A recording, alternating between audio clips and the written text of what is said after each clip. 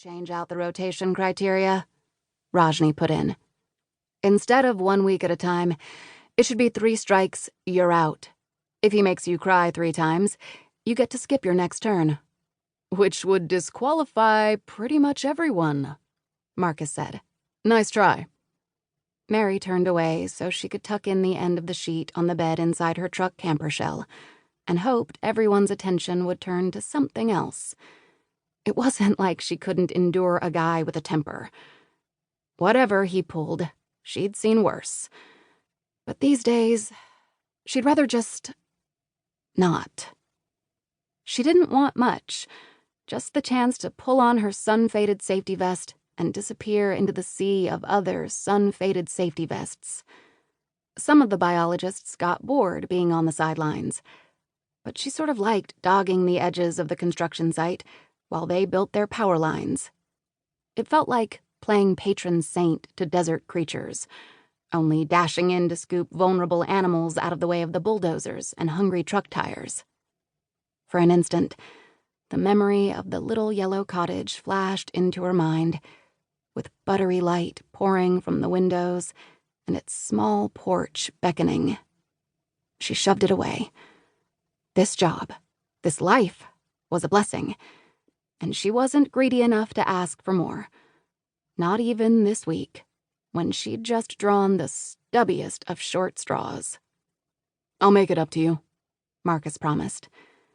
She nodded and gave him a quick, reassuring smile. She'd keep it polite and professional, and as soon as she could, she'd fade back into the desert.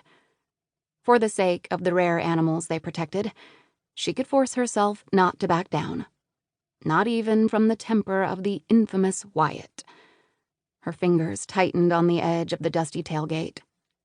And if he gets to be too much, call it in, Marcus said. I'll juggle some things and staff it myself if I have to. Oh, and have his crew break up another fistfight between the two of you? Lisa gave him a pointed look. Last time, you barely made it to 8 a.m. Marcus glanced down. I shouldn't have tried to punch him. It was unprofessional. Jack Wyatt ought to be fired, Lisa grumbled. He has a blatant disregard for the Endangered Species Act, and who gets away with treating other people that way? The foreman who builds towers twice as fast as anyone else, Marcus said. That's who. They're so over budget and behind schedule that Wyatt is the only thing saving their balance sheet from going pure red. Until he starts hitting crew members instead of just yelling at them, or kills an endangered species, he's staying. Which won't be long, considering he ignores half our rules, Lisa muttered. Coffee, anyone? Mary called.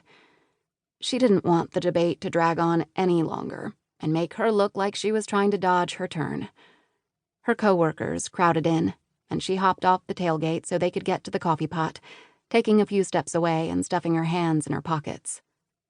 The spring sun was already burning off the morning's chill, its heat ferocious even in the first moments of dawn. Behind her was the busy construction yard, full of yellow-painted heavy equipment and construction workers. But looking this way, the Mojave Desert rippled out around her in miles of empty, beautiful safety. Joshua trees waited in patient, spiky silhouettes, and creosotes stretched toward the sky, their simple leaves lacy in the low morning light. Mary pulled her hair over her shoulder, smoothing it and beginning a braid. She needed to chop off the last few inches. They were all dead ends, and 2-year-old dye in a brown so cheap that it had never really matched her natural color. She preferred the naked streaks of gray. At least they were honest, and they weren't trying to please anyone. At the thought, her fingers twitched, then slowed their braiding. After Mary's mom had remarried, she had always curled Mary's hair on the weekends, dolling her up in her best dresses like a good little girl who wouldn't upset her stepdad. It never really worked. Her mom's personality was soothing, as creamy as her unmarked skin, whereas Mary always set him off, and by Mondays, she was usually smudged with the angry red and bruised purple marks of her failure.